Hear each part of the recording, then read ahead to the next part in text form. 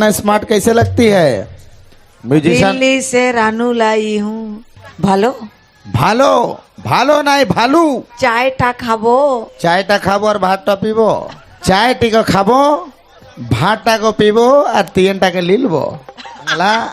আধা নাগপুরি আধা রাঁচি, मुंडारी ना चले ई बटे। मजा लागो थे आना चाहिए राष्ट्र में, थे वे जे। की खबर?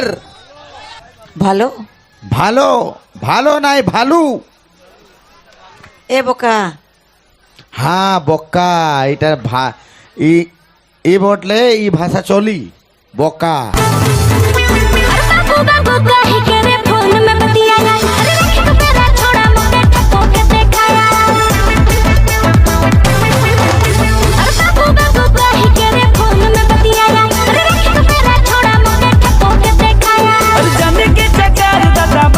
खराब है